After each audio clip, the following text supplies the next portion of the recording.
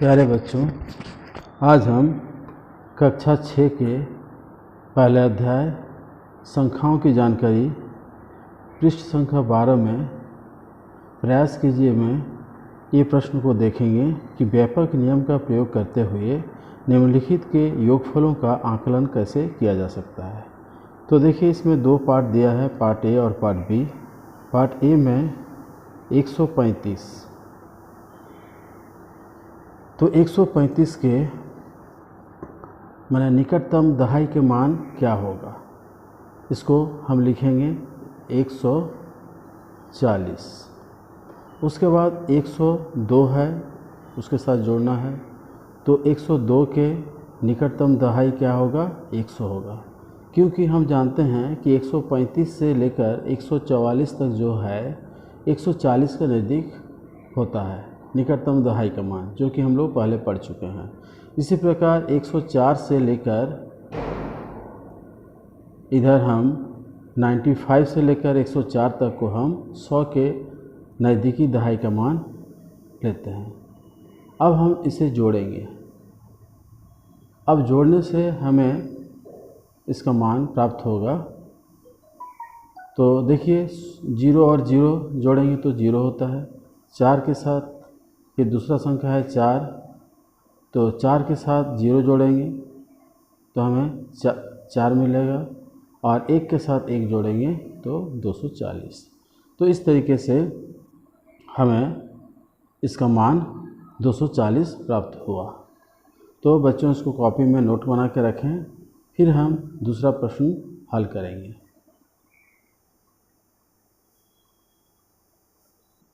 अब हम इसके दूसरे भाग को हल करेंगे।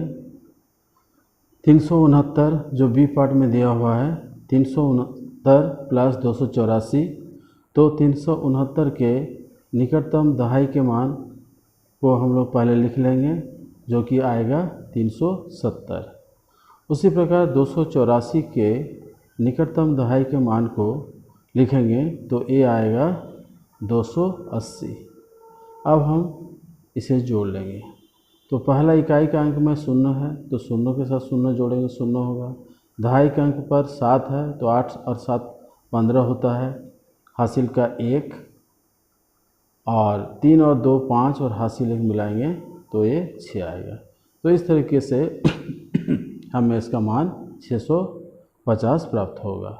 तो इस तरह से हम आकलन विधि का प्रयोग करके ऐसे प्रश्नों को हम हल करते हैं। तो अब हम इसके दूसरे का 2, तो 2 में क्या दिया हुआ है कि 245 - 71 निम्नलिखित का आकलन करना है। तो 2 का ए में 245 का निकटतम दहाई का मान हम लोग लिखेंगे, तो ये हो जाएगा 250। फिर उसी तरह से 71 का निकटतम दहाई का मान को लिखेंगे, तो ये आएगा 70। अब इसे हम घटाएंगे, तो देखिए 0 से 0 घटाएंगे, 0 आएगा। ये है 5, यानी यहाँ से हमें 1 हासिल लेना होगा, क्योंकि 5 छोटा है, 7 बड़ा है, तो छोटा से बड़ा नहीं घटा पाते हैं। तो क्या करेंगे, यहाँ से 1 हासिल लेंगे, तो ये 1 घट जाएगा, और ये हो जाएगा 1 5 15। अब 15 से 7 घटाएंगे, तो गिनती करके 7 से 15 तक गिनेंगे तो 8 आएगा। अब यहाँ पर बचता है 1, यहाँ पर लिखेंगे 1। तो इस तरीके से हम इसका मान 180 प्राप्त करते हैं। तो अब इसका बी पार्ट भी हम लोग हल कर सकते हैं। देखिए, बी में क्या दिया है, 2187। इसका निकटतम दहाई का मान 2190 होगा, क्योंकि 87 जो है 90 के नज़दीक है, यानी 85 से लेकर 94 तक को हम 90 के नज़दीक मानते हैं, जो कि पहले हम लोग पढ़ चुके हैं। अब फिर 124 का निकटतम दहाई का मान लिखेंगे, तो क्या होगा, 120 होगा। अब हम इसे घटाएंगे, तो देखिए इकाई का अंक पहले घटाएंगे, 0 से 0 0 होता है। 9 से 2 घटाएंगे तो 7 होगा। फिर 1 से 1 घटाएंगे तो 0 होगा, और फिर 2 लिख देंगे। तो इस तरीके से हमें आकलन विधि से इसका मान हमें 2070 प्राप्त हुआ। तो बच्चों आप इसे कॉपी में लिख लें, फिर हम लोग दूसरा यानी इसके बाद वाले प्रश्नों को हल करेंगे। अब देखिए प्रश्न संख्या 3 में क्या दिया हुआ है कि निम्नलिखित का गुणनफल आकलन विधि से इसे भी निकालना है। तो आकलन विधि से इसका गुणनफल निकालने का तरीका देखिए कैसे हम लोग बनाते हैं। तो 3 का ए में 789 का निकटतम दहाई का मान क्या होगा 790, और उसी तरह से 151 को भी हम लोग लिखेंगे, इसका निकटतम दहाई का मान 150।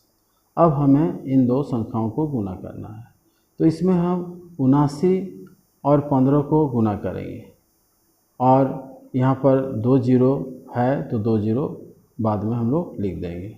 अब देखिए 79 को गुणा करने के लिए 79 का निकटतम दहाई का मान 80 होता है, घटाव 1 लिखेंगे, गुना 15 करेंगे। अब इसको हल करने के लिए क्या करेंगे, यहाँ ब्रैकेट के अंदर 2 संख्या है तो पहला संख्या को एक बार गुना कर लेंगे, फिर दूसरा संख्या को गुना करेंगे और यहाँ लिखेंगे 15 गुना 80 लिखेंगे, फिर बीच में घटाव है, उसके बाद घटाव है, घटाव देंगे, फिर 15 के साथ 1 गुना करके यहाँ हम लोग लिखेंगे। तो 15 अट्ठे हम लोग जानते हैं 120 होता है, और 80 है तो 1 जीरो और बढ़ जाएगा, घटाव 15 करेंगे।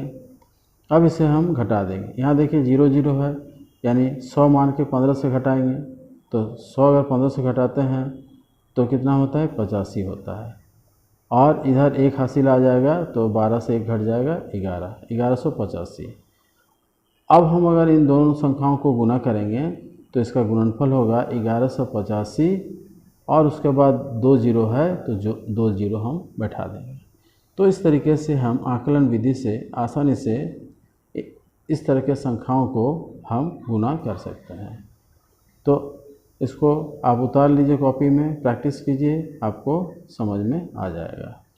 अब हम देखते हैं बी पार्ट, 3 का बी पार्ट, इसमें क्या दिया हुआ है कि 7824, तो 7824 के निकटतम दहाई का मान को हम लिखेंगे, यानी 7824, क्योंकि 24 जो है 20 के नज़दीक है, फिर 17 को लिखेंगे जो कि 20 के नज़दीक है।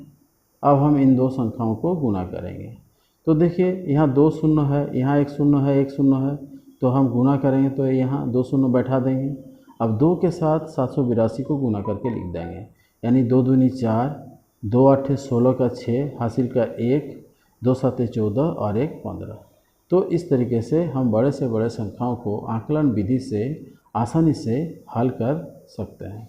तो आप इसे कॉपी में लिख लीजिए और प्रैक्टिस करते रहिए। अब हम कोष्ठक के बारे में जानकारी लेंगे।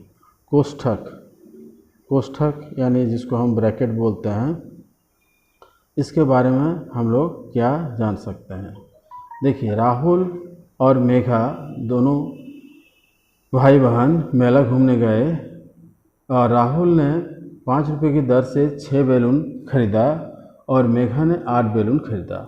तो राहुल और मेघा, यानी हिंदी में हम लोग लिखते हैं राहुल और मेघा दोनों बाज़ार गए, मेला घूमने गए, तो दोनों ही 5 रुपया के दर से बैलून खरीदे। और कौन कितना बैलून खरीदे, राहुल ने 6 बैलून खरीदा और मेघा ने 8 बैलून खरीदा। तो अब हमें बताना है ये लोग किस रेट से खरीदा, 5 रुपया, 5 रुपया प्रति बैलून, 5 रुपया के दर से खरीदा। तो इन्हें कुल खर्च कितना करना पड़ा, यानी इन लोगों के द्वारा कुल खर्च कितना हुआ। तो देखिए एक विधि हम बताते हैं, राहुल ने 6 बैलून खरीदा, एक बैलून का दाम 5 रुपया प्रति बैलून का मतलब होता है कि 5 रुपया में एक बैलून मिलता है। तो 6 बैलून का दाम अगर निकालना चाहेंगे तो क्या लिखेंगे, 6 गुना 5 लिखेंगे, तो कितना हो जाएगा 30 रुपया हो जाएगा। उसी प्रकार मेघा ने 8 बैलून खरीदा, तो एक बैलून का दाम अगर 5 रुपया है तो 8 बैलून का दाम कितना हो जाएगा, 8 5 40 रुपया। तो कुल इन्होंने कितना खर्च किए, इन दोनों को हम लोग जोड़ देंगे तो क्या आएगा, 70 रुपया। तो हम बोलेंगे इन दोनों ने 70 रुपया खर्च किए। अब हम अगर इसको और एक विधि के द्वारा हम बताना चाहेंगे तो उसे भी बता सकते हैं। तो देखिए कैसे, कुल बैलून दोनों ने कितने खरीदे, कुल बैलूनों की संख्या हम लोग लिखेंगे 6 + 8 कितना हुआ, 14 बैलून इन्होंने कुल खरीदे। अगर एक बैलून का दाम 5 रुपया होता है तो 14 बैलून का दाम हम लोग कैसे निकालेंगे, इसको 14 से गुना कर देंगे, यानी 14 5 70 रुपया। तो इस तरीके से इन्हें 70 रुपया देना पड़ेगा। तो ये हमारा दूसरा विधि जिसके ज़रिए भी हम लोग इसको हल कर सकते हैं। और अगर हम लोग चाहेंगे कि जैसे मेघा ने क्या किया, दोनों बैलून को एक कोष्ठक में बंद कर दिया।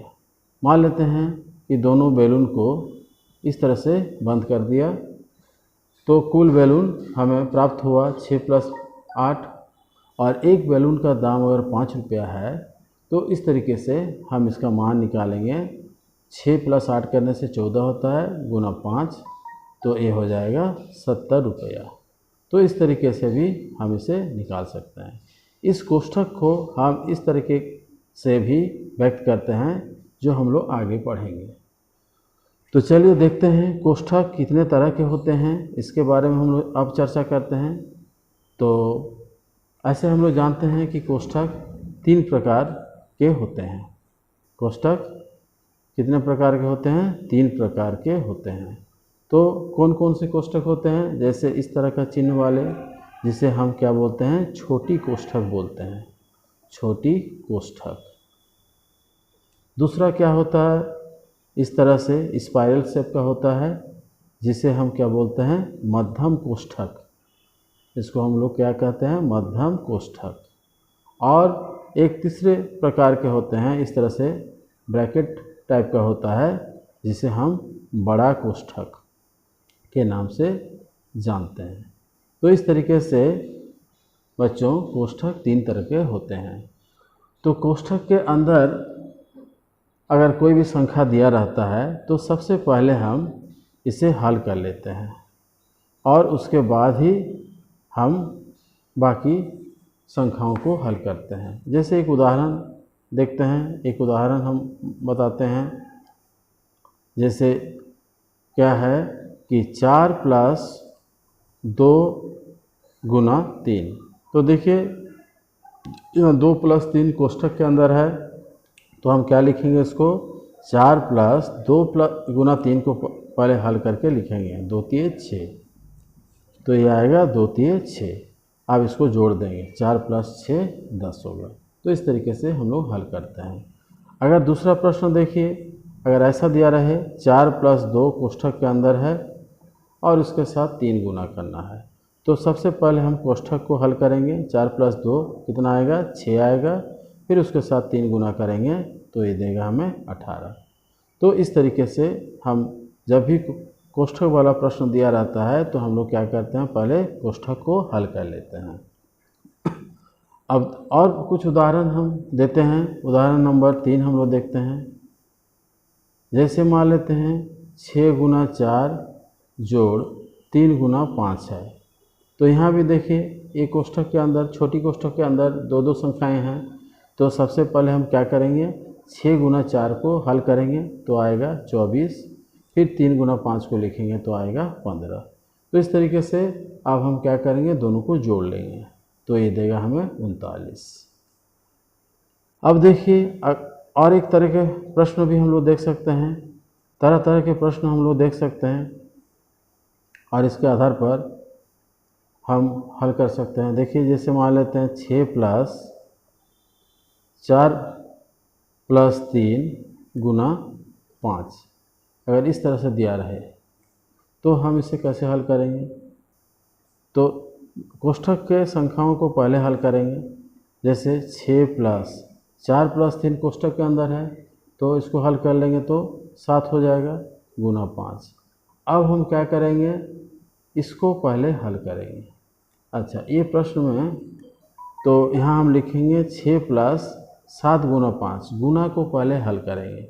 देखिए एक नियम आता है जिसको हम लोग अभी देखेंगे कि किसको पहले हल करना चाहिए। जैसे इसका नाम है, फुल फॉर्म है बोडमास। बी का मतलब होता है ब्रैकेट, ओ का मतलब होता है ऑफ मतलब मल्टीप्लाई, डी का मतलब होता है डिवाइड यानी विभाजन भाग करना, एम का मतलब होता है मल्टीप्लाई यानी गुना करना, ए का मतलब एडिशन यानी जोड़, एस का मतलब सब्ट्रैक्शन मतलब घटाव। तो देखिए ब्रैकेट के बाद ऑफ या फिर मल्टीप्लाई, मल्टीप्लाई जो आता है एडिशन से पहले आता है, इसीलिए एडिशन मतलब जोड़ से पहले आता है, इसीलिए मल्टीप्लाई वाला काम हम लोग पहले करेंगे यहाँ, फिर उसके बाद जोड़ का काम करेंगे। तो यहाँ देखिए 7 गुना 5 करेंगे तो क्या आएगा, 35 आएगा। अब इन दोनों को हल कर देंगे। 6 5, 35 के साथ 6 जोड़ेंगे तो इकाई के साथ इकाई जोड़ देंगे, 6 के साथ 5 जोड़ देंगे तो क्या होगा, 6 5 11, और हासिल का 1 आ जाएगा, 3 और 1 जोड़ के लिख देंगे 4। तो इस तरीके से हम बोडमास रूल का प्रयोग करके ऐसे प्रश्नों को हम हल करते हैं। तो चलिए अगला हम देखते हैं। अगला इसी तरह का प्रश्नों को हम लोग लिख लेते हैं पहले, उसके बाद उसको हल करेंगे। तो ब्रैकेट के अंदर आप देख सकते हैं कि जैसे मान लेते हैं एक प्रश्न है, मान लेते हैं 5 नंबर, तो 6 गुना 4 प्लस 3 गुना 5, तो ये तो हम लोग अभी कर लिए। अब इसको बनाते हैं। थोड़ा ऐसे ही प्रश्न था, यहाँ पर जोड़ था जबकि यहाँ गुना है, तो हम लोग सबसे पहले क्या करेंगे, बोडमास रूल के हिसाब से क्या है, पहले ब्रैकेट आता है, तो यहाँ देखिए बोडमास के हिसाब से पहले बी है तो ब्रैकेट का काम करेंगे, फिर उसके बाद मल्टीप्लाई का काम करेंगे, जो कि यहाँ मल्टीप्लाई लिखा हुआ है। तो हम लोग लिखेंगे 6 गुना 4 प्लस 3 को क्या लिखेंगे, 7, और ब्रैकेट का काम कर लिए, फिर गुना 5 करेंगे। अब इसको हल करने के लिए देखिए 6 के साथ 7 गुना कर सकते हैं, या 6 के साथ 5 भी पहले गुना कर सकते हैं, जबकि 6 के साथ 5 गुना करना ज़्यादा आसान रहेगा, क्योंकि 6 के साथ जब 7 गुना कर लेंगे तो इसका मान आएगा 42।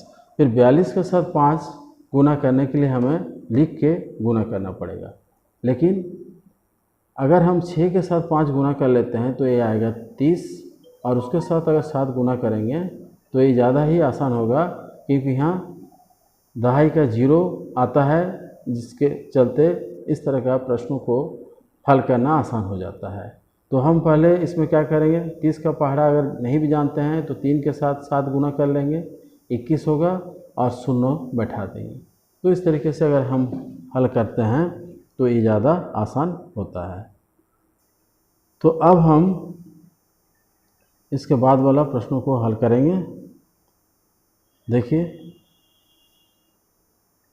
कैसे हम प्रश्न पहले लिख लेते हैं। जैसे 6 नंबर प्रश्न होगा, 6 गुना 4 जोड़ 3 गुना 5, इसको अब हम हल कर सकते हैं। तो इसको हल करने के लिए क्या करेंगे, ब्रैकेट वाले को पहले हल करेंगे, और ब्रैकेट में भी क्या करेंगे, गुना को पहले हल करेंगे, उसके बाद जोड़ का काम करेंगे। तो 6 गुना 4 क्या हो जाएगा, 24 हो जाएगा, फिर उसके बाद जोड़ का काम करेंगे +3, फिर गुना 5। अभी भी ब्रैकेट ख़त्म नहीं हुआ है, तो इसीलिए पहले ब्रैकेट का काम करेंगे। तो 24 + 3 क्या हो जाएगा, 27 हो जाएगा, और उसके साथ 5 गुना करेंगे। अब हम इसको गुना करने के लिए मौखिक रूप से इसको भी गुना कर सकते हैं।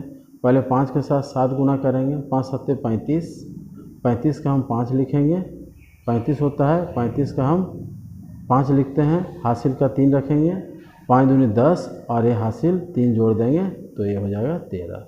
तो इस तरह से इसका मान हमें 135 प्राप्त हुआ। तो इस तरीके से बहुत सारे सवालों को हम हल कर सकते हैं। आगे अब हम कुछ और उदाहरण देख लेते हैं, उसके बाद प्रश्नावली के प्रश्नों को हम अगला क्लास में देखेंगे। जैसे देखिए एक प्रश्न दिया है 8 गुना 105। तो 8 गुना 105 है, तो हम क्या करेंगे 105 को लिखेंगे 100 प्लस 5। ऐसा करने से क्या होता है, अगर हम दहाई या सैकड़ा के जोड़ या घटाव के रूप में हम लोग लिख देते हैं तो ऐसे प्रश्नों को हल करना आसान हो जाता है। हमें मौखिक रूप से हम इसका हल कर सकते हैं, हमें गुना नहीं करना पड़ता है। तो अब देखिए क्या करेंगे, ये 8 जो बाहर में है वो क्या करेगा, बारी बारी से इसके अंदर वाले संख्याओं को गुना करेगा। तो सबसे पहले क्या करेगा, 8 गुना 100 करेंगे, फिर उसके बाद यहाँ जोड़ का चिन्ह है, लगाएंगे जोड़। फिर क्या करेंगे, 8 के साथ दूसरा जो है, ये दूसरा जो है ये पहला गुना कर लिया, अब दूसरा को गुना करेंगे, लिखेंगे यहाँ 8 गुना 5। अब हम 8 के साथ 100 गुना करना बहुत आसान है, 8 लिख के 2 जीरो बैठा देंगे। और उसी तरह से 8 के साथ 5 गुना करना, मतलब पहाड़ा हम लोग जानते हैं 8 5 40 होता है। अब इसको जोड़ना है तो यहाँ 2 जीरो के जगह पर 4 जीरो हम लोग लिख देंगे जोड़ने से, और यहाँ 8 आएगा। तो इस तरीके से हम इसे आसानी से कर सकते हैं। तो बच्चों इसको कॉपी में नोट करते रहिए। देखिए अब हम कुछ और उदाहरण देखते हैं। प्रश्न संख्या 2, इसमें क्या दिया है, 12 गुना 15, इसको हल करना है। तो सबसे पहले हम 12 को लिखेंगे दहाई के जोड़ के रूप में, 10 जोड़ 2 लिखेंगे, फिर गुना लगाएंगे। 15 को वैसे लिखेंगे 10 जोड़ 5। अब देखिए हम इसे किस तरह से गुना करेंगे, पहला संख्या को पहले दोनों से गुना कर लेंगे एक एक करके। तो यहाँ लिखेंगे 10 गुना 10, फिर जोड़ है यहाँ, तो यहाँ हम जोड़ लगाएंगे। उसके बाद क्या करेंगे, 10 गुना 5, ये पहला ये दूसरा, गुना करेंगे 10 गुना 5। फिर जोड़ का चिन्ह लगाएंगे, यहाँ जोड़ का चिन्ह है, यहाँ जोड़ का चिन्ह लगाएंगे। उसके बाद अब क्या करेंगे, 2 को बारी बारी से गुना करेंगे। इसके साथ पहले गुना करेंगे, इसको 3 नंबर लिखते हैं, फिर इसके साथ गुना करेंगे, इसको 4 नंबर लिखते हैं। फिर क्या करेंगे, 2 गुना 10 जोड़ 2 गुना 5। अब हम इसको आसानी से हल कर सकते हैं। 10 गुना 10 100 होता है, 10 गुना 5 करेंगे तो 50 होगा। 10 का पहाड़ा तो सबको आता है। 10 गुना 2 करेंगे तो 20 होगा, और 5 गुना 2 करेंगे तो 10 होगा। अब इसको हम जोड़ सकते हैं, 50 और 20 70 और 10 80, और 100 के साथ जोड़ देंगे तो ये आ जाएगा 180। तो इस तरीके से हम आसानी से ऐसे प्रश्नों को हम हल कर सकते हैं। तो बच्चों आप इसके कॉपी में नोट करते रहिए, बहुत ही आसानी से आपको समझ में आएगा।